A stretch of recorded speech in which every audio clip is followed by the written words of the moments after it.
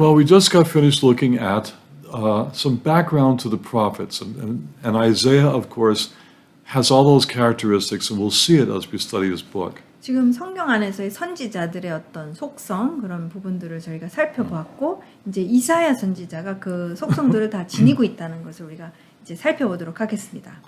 Talking about Isaiah, let's now look to see what we can know about the person himself. 그래서 이사야 선지자 자신에 대해서 한번 우리가 좀 살펴볼게요. Well, we actually don't know a whole lot. 많은 것을 우리가 알고 있지는 않지만 And that could be said for all the prophets. We really don't know a lot about them. 사실 모든 선지자들에 대해서 우리가 많이 알고 있지 못한 것이 그냥 사실이죠. Here's what I could tell you. 근데 제가 알려드릴 수 있는 부분은 이것입니다. First of all, his name. 이름에 대해서 한번 볼게요. His name is Yeshayahu.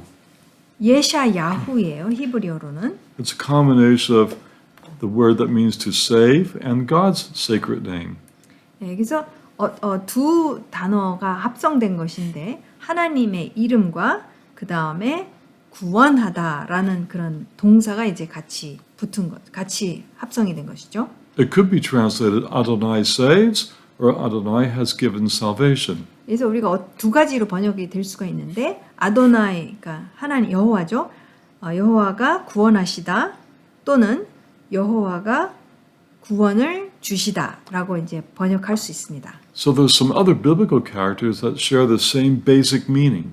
그래서 biblical Their names share the same basic meaning as Isaiah's 그래서 name. 다른 성경에 있는 이제 인물들을 보게 되면은 이 이사야 선지자와 비슷한 이름을 가진 사람들이 있어요. We think of Hosea the prophet.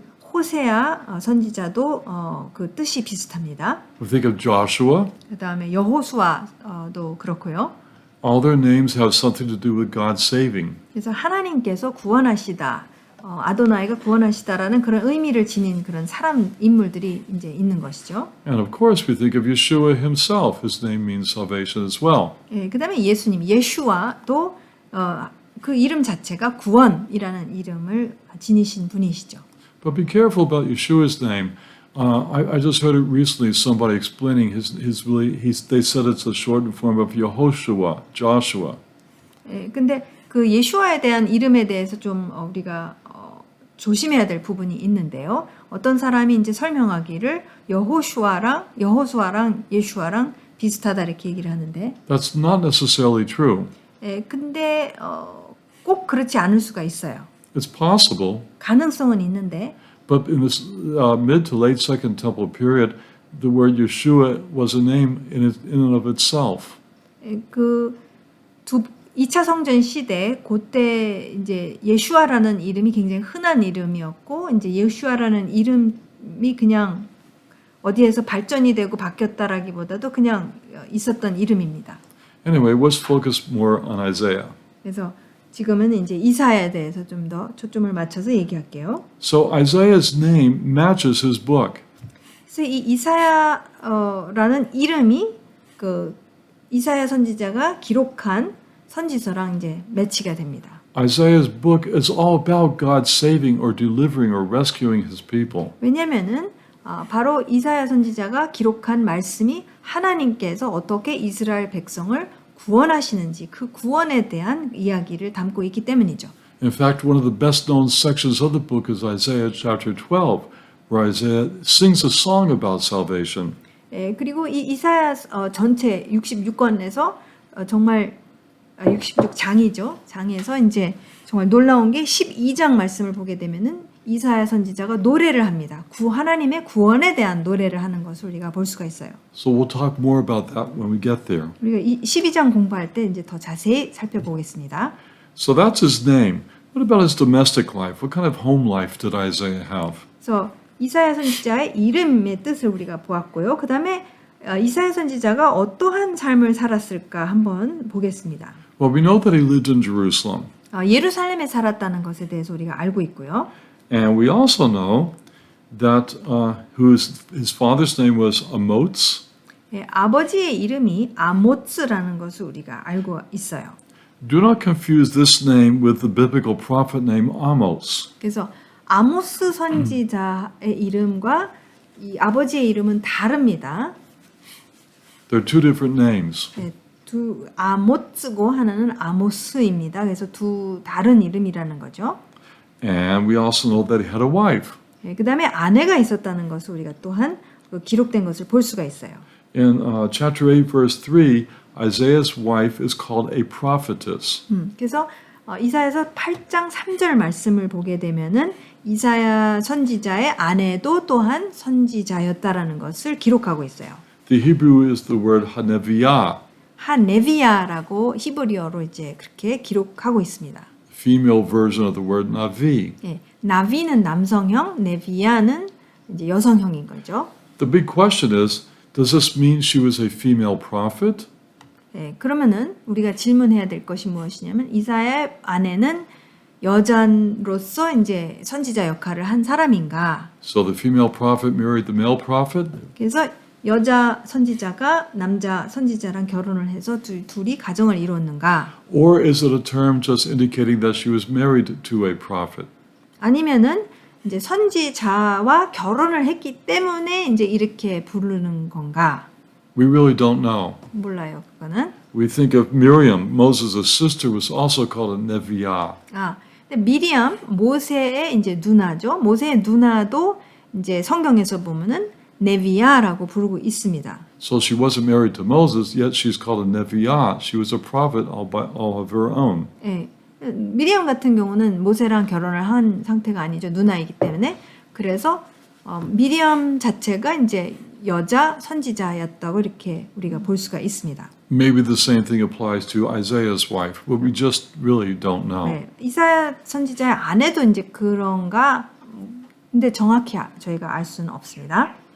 And then they had at least two sons. 예, 그다음에 마지막으로 적어도 아들이 둘이라는 것을 이제 성경에서 기록하고 있어요. Maybe they had more children, but we're just not told. 예, 더 자녀들이 있을 수 있지만 그 부분에 대해서는 이야기하고 있지 않습니다. So in 7:3 and in 8:3, we're told the names of these two sons. 그래서 7장 3절, 8장 3절 말씀을 보면은 그 두 아들의 이름이 나오고 있어요. Sha'ar Yashuv 샤아르 야슈브하고 and Maher Shalal Hashbaz.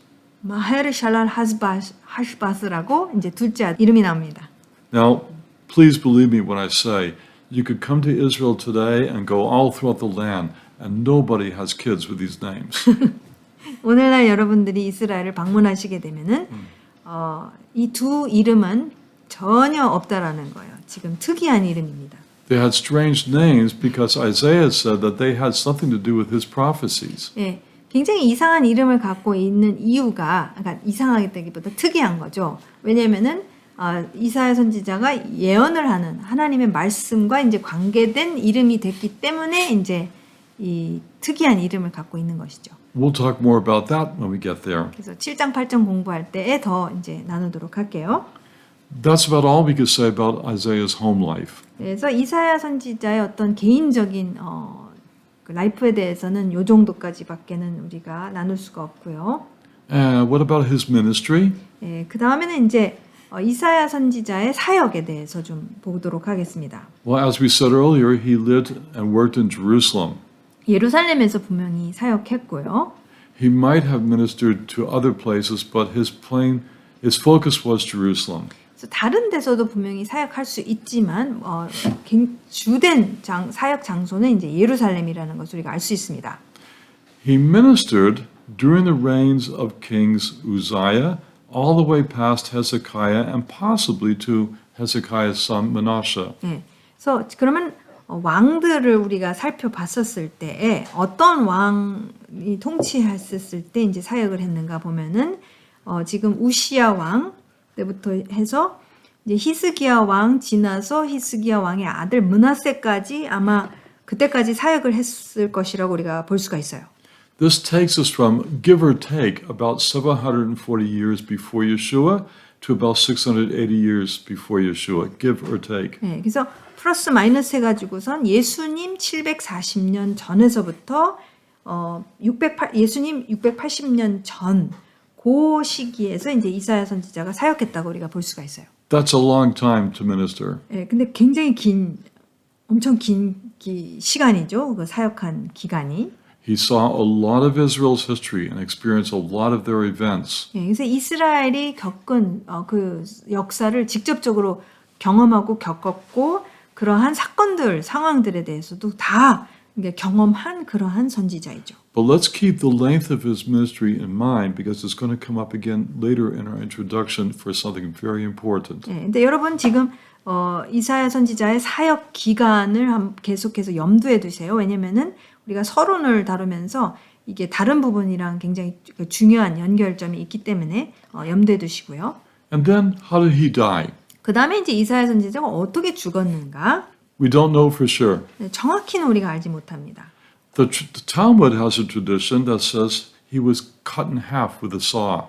탈무드를 보게 되면은 어떤 전통적인 이야기가 있느냐면은 이사야 선지자는 톱으로 반 이제 잘렸다라고 하고 있어요. That's kind of gruesome. And how could such a man have such enemies? 네, 참 잔혹하죠. 근데 어떻게 이사야 선지자가 하나님의 선지자로서 그렇게 그런 원수들이 있었을까라고 우리가 생각해 볼 수가 있어요. But this seems to be the tradition, and this tradition seems to be reflected in Hebrews chapter 11, verse 37. 근데 이게 근거 없는 이야기는 아닌 것 같은 게 왜냐하면은 우리가 히브리서 11장 37절 말씀을 보게 되면은 이런 부분에 대해서 이야기하고 있기 때문입니다. Remember, Hebrews chapter 11 is that great chapter where the writer mentions all the great people of faith. 예, 그래서 히브리서 11장은 믿음장이죠. And then it says some were cut or sawed in two. 그 다음에 이제 37절 말씀에 보면 어떻게 그 선지자들이 핍박을 받게 되었는지 그 결말에 대해서 얘기할 때에 어떤 사람들은 이제 톱으로 반 잘려졌다 이렇게 표현하고 있습니다. It doesn't mention Isaiah's name.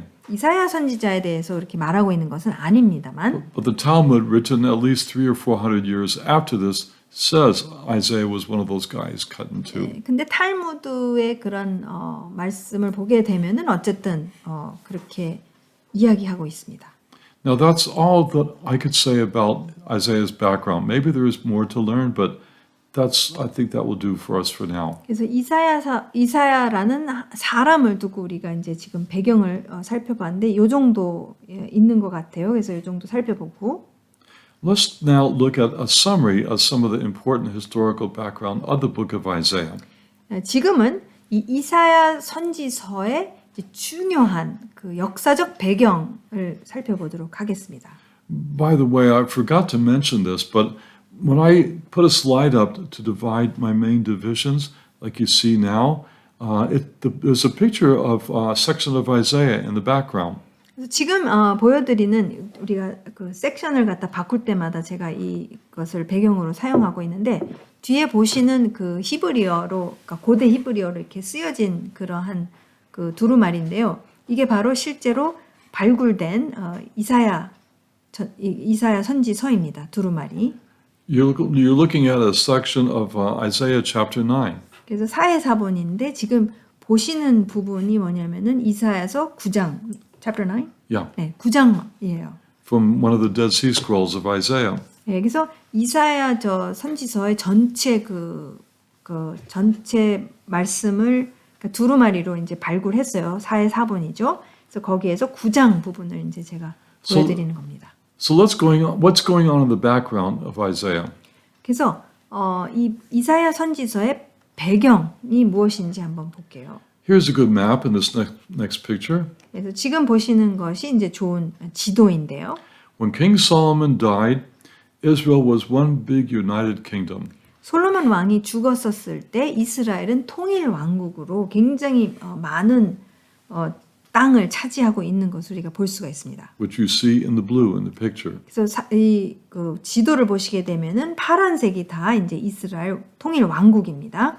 It basically went, practically speaking, as the Bible says, from Dan in the north to Beersheba in the south. 네, 그래서 성경 말씀에서도 나오듯이 단에서부터 브엘세바까지 가장 북쪽에서부터 이제 남쪽까지의 그 경계를 갖고 있는 것을 우리가 볼 수가 있는데. And actually, the kingdom of Israel went a little bit further north on the coast, up to Tyre and even Sidon.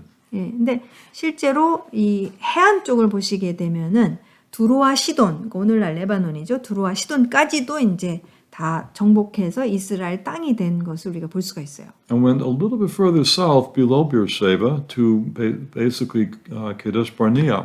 예, 그래서 브엘세바 남쪽으로는 브엘세바보다 좀 더 남쪽 그 광야 부분이죠.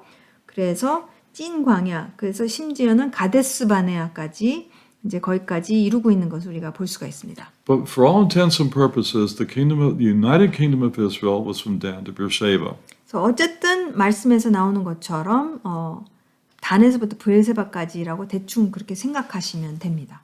What's helpful with the map that we see is that look at the nations surrounding Israel. 근데 이 지도를 보시게 되면은 지금 이스라엘 통일 왕국이 있고 그다음에 그 주변 국가들이 어떤 민족들이 있는지를 우리가 볼 수가 있습니다. Isaiah is going to mention these nations between chapters 13 to 27.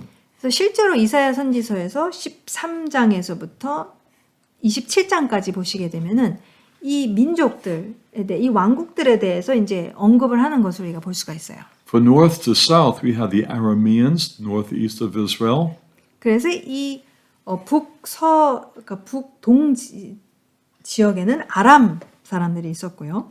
Aram is the biblical name for what we call Syria today. 그래서 오늘날 시리아인 것이죠. 그래서 성경 안에서는 이 시리아 지역을 다 아람이라고 부르고 있는 것을 볼 수 있어요. It was the Greeks under Alexander that named the Aram, they called it Syria.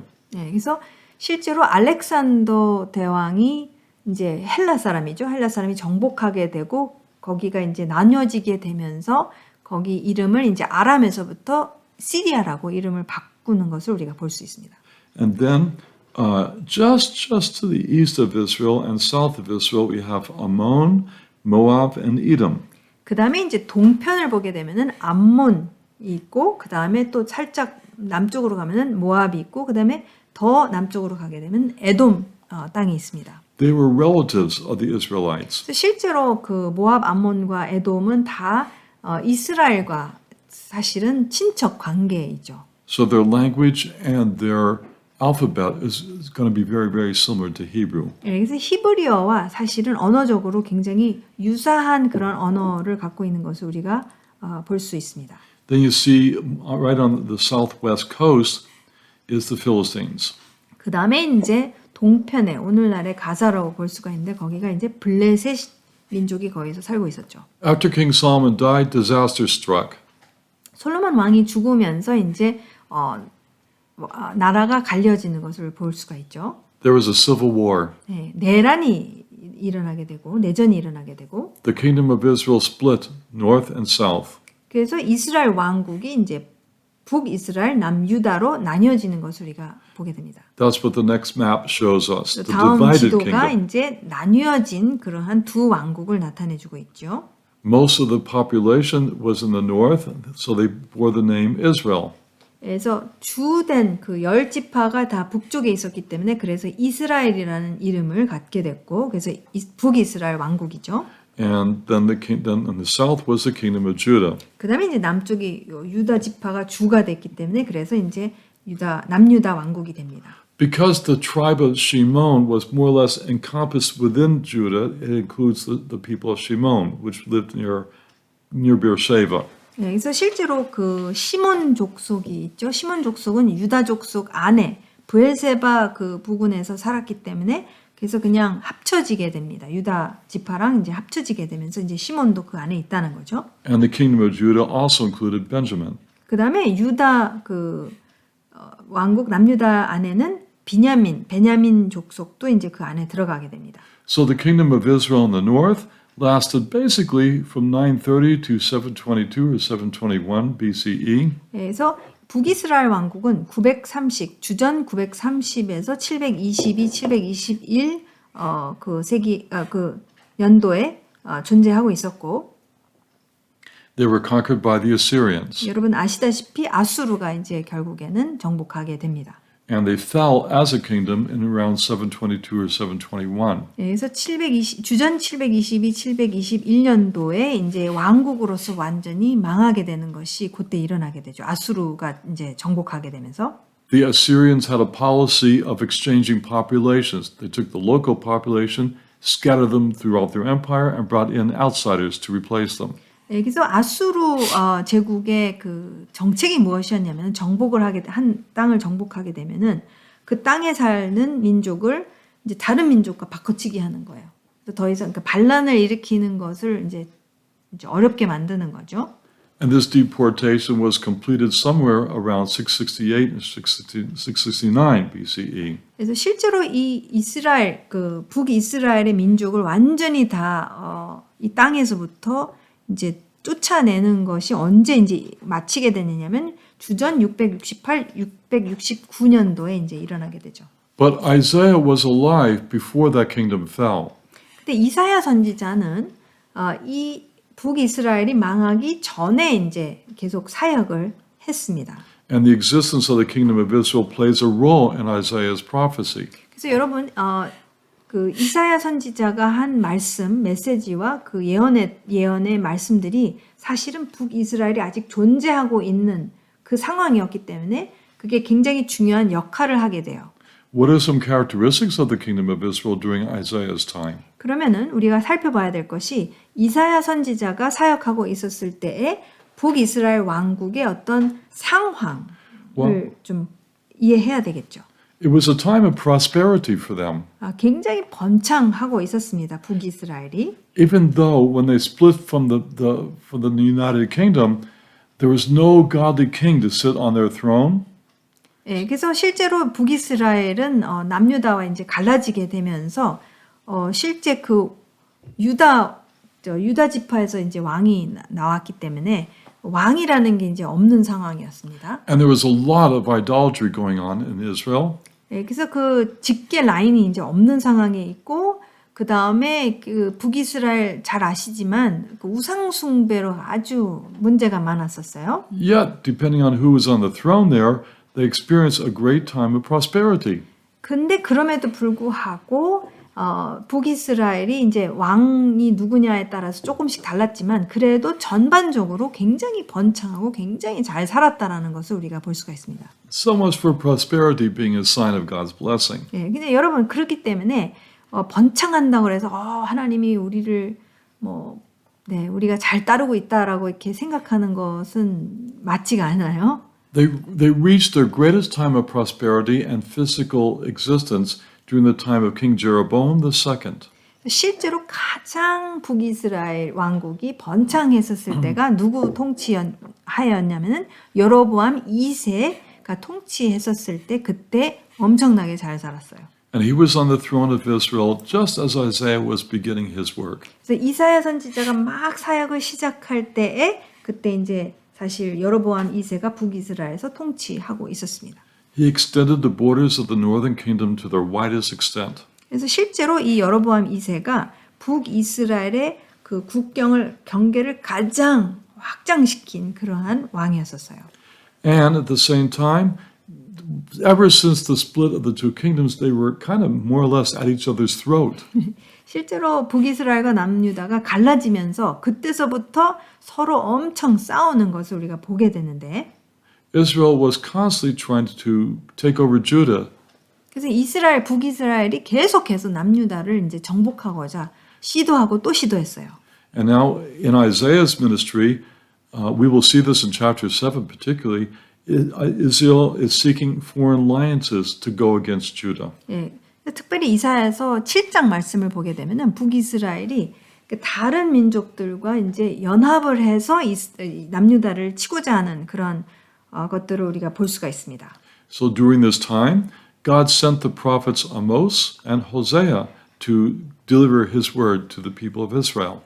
그래서 이렇게 이제 그 연맹을 맺고 있는 그런 상황, 그러니까 남유다를 치고자 연맹을 맺고 있는 그런 상황 속에서 하나님께서 바로 아모스와 호세아 선지자를 이제 북이스라엘에 보내게 되는 것을 우리가 보게 됩니다. Then we have the kingdom of Judah.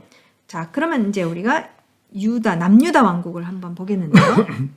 Please remember, it's one of the same people, the north and the south, same people, same language, same background, same families.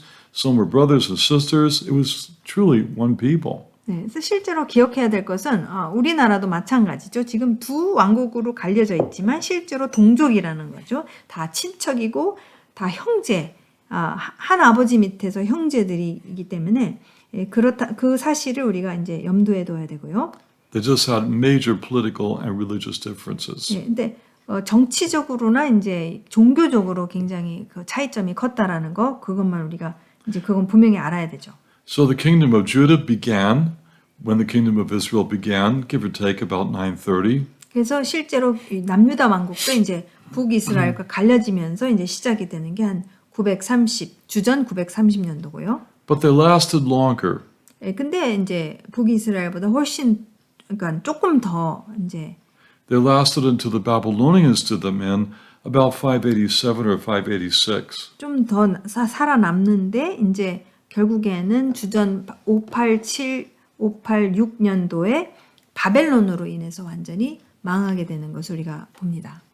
What were they like during Isaiah's time? 네, 그러면 이사야 선지자 당시에 이 남유다 왕국은 어떤 상황, 어떤 모습이었는가? It was also a time of prosperity. 예, 남유다 왕국도 북이스라엘과 똑같이 굉장히 번창한 그런 상황이었었어요. And as we will see in Isaiah chapter 7 and so forth, Aram, that's Syria, and Israel were threatening to come against Jerusalem. 방금 말씀드렸지만 지금 아람하고 이스라엘이 이제 연맹을 맺어서 시리아죠 아람이 이제 계속해서 남유다를 향해서 이제 굉장히 협박을 하고 위협적인 그런 상황이었습니다. In the greater Middle East, Assyria was threatening everybody. 네. 근데 전체 중동 상황에서 보자면은 아수르 제국이 지금 전체 지금 북이스라엘도 그렇고 남유다도 그렇고 굉장히 아주 위협적인 그런 존재였었습니다. And just like God sent Amos and Hosea to minister to the north, in the south God sent Isaiah and Micah. 그래서 하나님께서 북이스라엘을 향해서 아모스 선지자와 호세아 선지자를 보내신 것과 같이 남유다 왕국을 향해서는 하나님께서는 이사야 선지자와 미가 선지자를 보내셨어요. So I mentioned about Assyria a moment ago. 예, 지금 방금 아수르에 대해서 이제 말씀드렸는데 Part of the background of Isaiah is to know the big picture. 그래서 지금 이사야 선지서를 이해하기 위해서는 중동 전체적인 큰 그림을 우리가 좀 가져야 합니다.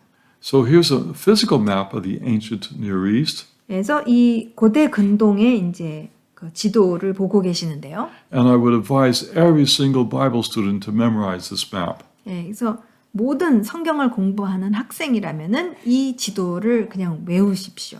This is the playing board of biblical history. 그러니까 성경 역사를 성경 안에서의 역사를 이해하기 위해서는 이게 일종의 보드 게임 할 때 보드가 있잖아요. 그러니까 우리가 이 보드를 딱 머릿속에 두고 있어야지 이제 그 움직임들을 이제 파악할 수 있다는 거죠. The threats against Israel were coming from the south there in Egypt.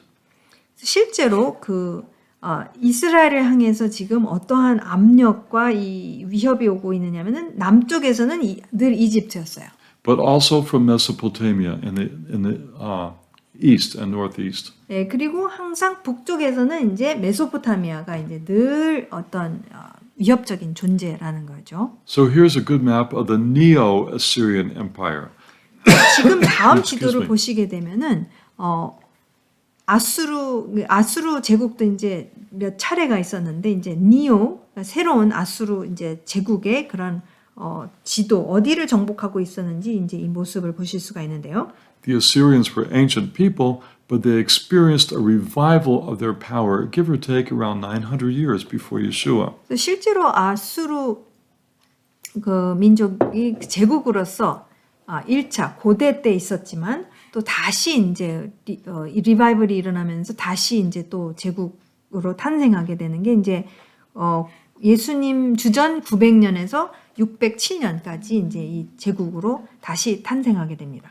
And there you could see in the gold the extent of their empire. 그래서 이 제국이 얼마나 많은 땅을 차지하고 있는지를 이제 그 노란색을 통해서 보실 수가 있죠. There's a good picture of an Assyrian soldier.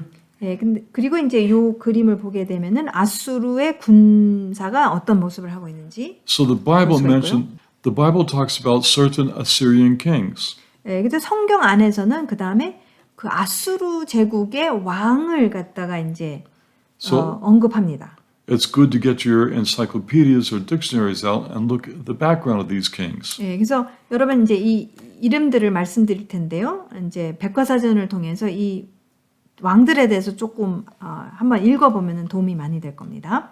Not the first king of Assyria, but certainly one of the most powerful ones is Tiglath-Pileser III. 예, 그래서 실제로 아수르 제국에서 첫 번째 왕은 아니지만 가장 이제 권력을 쥐고 있었던 왕이 티글랏-필레서 3세입니다.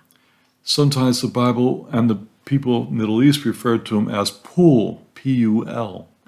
성경에서도 그렇고 이제 그 중동 안에서는 이 왕의 이름을 다른 이름이 있는데 폴이라고 합니다. P-U-L, 폴이라는 이름을 지니고도 있습니다.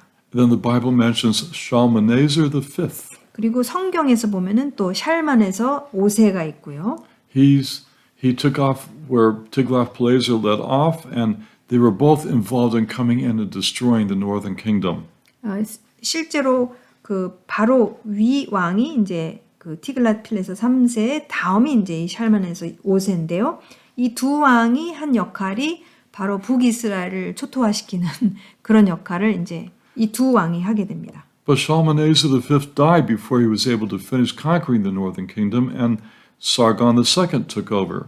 그래서 샬만에서 이 5세가 북이스라엘을 완전히 다 정복하는 것을 하지 못한 상태에서 죽게 되죠. 그래서 그 다음이 누구냐면 사르곤 2세가 이제 그 작업을 마치게 됩니다. Now, all these kings are not necessarily mentioned in Isaiah, but they are mentioned in other books of the Tanakh. 그러니까 이사야 선지서에서 이 왕의 이름들이 다 등장하는 것은 아니지만 히브리 성경에서 보면은 소위 구약이죠. 그러니까 히브리 성경 안에서 보면은 이 이름들이 나오기는 합니다.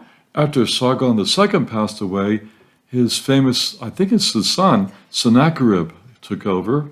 네, 그래서 이 사르곤 2세가 죽게 되면서 이제 누가 등장하느냐? 그 유명한 산헤립이 이제 등장하게 되죠. And he's the star of the story of Isaiah chapters 36 to 37. 그래서 이사야서 36장, 37장의 스타로 이제 등장하는 왕이 바로 이 산헤립입니다. I won't tell you what happens yet, but you may want to look up some background about him too. 네, 그래서 지금 당장은 말을 하지는 않겠지만 이 왕들의 한번 배경을 한번 백과사전을 통해서 한번 보면 도움이 될 겁니다. The last Assyrian king, not the last Assyrian king, but the last one that the Bible mentions is a guy named Esarhaddon. 그 다음에 성경에서 마지막으로 등장하는 아수르의 왕이 이제 우리 산헤립 다음의 왕인 에사르하돈이라는 이제 왕입니다. All these kings had a role in biblical history, in the history of Israel. 실제로 이 왕들이 성경 안에 나오는 이스라엘과 이 역사와 이제 다 이제 엮여진, 연결이 된 그런 왕들입니다. And all this Assyrian empire looms in the background of Isaiah chapters 1 to 39. 실제로 이사야서 1장에서 39장까지 9장을 이제 보실 때에 그 뒤에서 늘 이제 위협적인 존재로 이제 계속 있는 이 왕국이 바로 제국이 바로 이제 아수르 제국이라는 거죠. The Assyrians were finally done in by another Mesopotamian kingdom, the Babylonians. 근데 아수르 제국도 이제 누가 또 정복하게 되냐면 결국 바벨론이 이제 정복하게 되죠. And you can see in the next picture the extent of their kingdom. 그래서 이 바벨론 제국이 이제 또 중동 메소포타미아에 이제 등장하게 되면서 그들이 이제 통치한 땅 덩어리가 이제 비슷합니다. It's exactly the same as the Assyrian Empire. The Babylonians just conquered the Assyrians and took over their territory. 그래서 아수르와 똑같은 그런 구역을 이제 다스리게 되는데 왜냐하면 고스란히 이제 아수르를 정복하기 때문에 그렇게 되는 거죠. But remember, it was the Babylonians that came to Jerusalem, destroyed the city, destroyed the temple, and took the people captive to Babylon. 근데 우리가 기억해야 될 것은 바로 이 바벨론 제국이 결국에는 남유다를 정복하게 되고 예루살렘을 완전히 초토화시키고 성전을 파괴하고 그 다음에 남유다 백성을 바벨론으로 끌고 가는 그래서 이게 포로로 끌고 가는 그런 제국이 바로 바벨론입니다. Now, Isaiah does mention some significant prophecies against Babylon in between chapters 13 to 27. 그래서 이사야서 13장에서 27장까지 이사야 선지자가 앞으로 바벨론 제국에 일어나게 될 것들에 대해서 이제 예언하는 것을 우리가 볼 수가 있어요. But the first mention of a specific Babylonian representative is at the very end of the first half of Isaiah, chapter 39. 근데 이 바벨론의 어떤 대표로 이제 등장하게 되는 인물이 이제 처음으로 나오게 되는 것은 바로 이사야서 39장에 등장합니다. He came to visit King Hezekiah with a gift.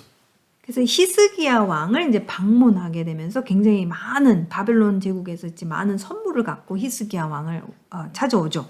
And how Hezekiah handles him plays a big role in Judean history. 네, 근데 이 히스기야 왕이 이제 이 바벨론 그 방문단을 어떻게 대하느냐가 결국에는 이제 남유다가 어떻게 되는지랑 이제 연결이 되는 사건이 됩니다. And then, although Isaiah doesn't mention the Babylonian captivity, it is certainly behind the scenes from chapters 40 to 66. 그리고 이제 이사야서 40장에서 66장까지 그 배경이 그러니까 이사야 선지자가 딱 그렇게 말하지는 않지만 이제 배경으로 두는 부분이 이제 있어요. Where Isaiah predicts things that happen after he died. 그러니까 바로 이사야 선지자가 그러니까 바벨론으로 끌려갈 것이다라는 것을 구체적으로 이야기하지는 않지만 자기가 죽고 나서 이제 어떤 일들이 일어날 것인가에 대해서 이제 40장에서 66장까지 그것을 이제 이야기해 줍니다. And he urges the Judeans to come home from captivity. 예, 그러면서 이 포로로 끌려간 그 남유다 왕국의 그런 백성들에게 다시 돌아오라고 이제 호소를 하는 것을 우리가 볼 수가 있어요.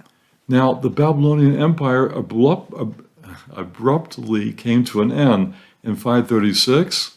예, 근데 놀랍게도 이 바벨론 제국이 갑자기 완전히 망하게 되는데 언제 망하냐면은 주전 536년도에 이제 망하게 됩니다. And this major empire took over.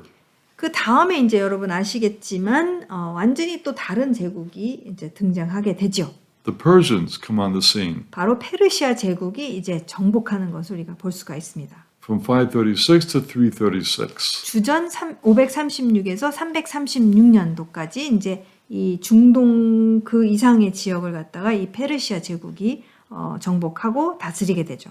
So the Assyrians are behind the scenes in Isaiah chapters 1 to 39. 그래서 지금 아수르 제국이 이사야서 1장에서부터 39장까지의 그 뒷 배경에 있는 제국이고요. And then between Isaiah 40 to 66, first the Babylonians are behind the scenes, and then the Persians are behind the scenes. 자, 이사야서 40장에서부터 66장까지의 뒷 배경은 어떤 제국이냐면 처음으로는 바벨론 제국이고 그 다음에 이제 페르시아 제국이 이제 그 뒷 배경이 있다라는 거예요. Especially as we see in Isaiah chapters 44 and 45, where Isaiah mentions Cyrus, the Persian king. 예, 특별히 이사야 선지자가 이사야서 44장, 45장에 고레스 왕에 대해서 언급했는데 고레스가 바로 페르시아 제국의 왕이지요. And so now we have some homework to do because we need to learn about those Persian kings, and we need to learn about Babylonian kings and Assyrian kings and about their empires. 네. 저희가 이제 숙제가 생긴 거죠. 숙제가 무슨 숙제냐면은 이 제국들이 있어요. 그 이사야 선지서의 뒷배경에 있는 아수르 제국과 그 왕들, 그다음에 바벨론 제국과 그 왕들, 그다음에 페르시아 제국과 그 왕들이 이제 성경에 그러니까 이사야서에 등장하고 성경에도 등장하면서 그들이 어떻게 했는지에 대해서 좀 알아야 되겠죠. So those are the major historical things that we need to know to study Isaiah. 그래서 우리가 이사야 선지서를 공부하기 위해서는 이 큰 그 뒷배경, 그 중동 전체 지역의 뒷배경에 어떤 일이 일어나는가 이제 그 부분을 말씀드렸고요.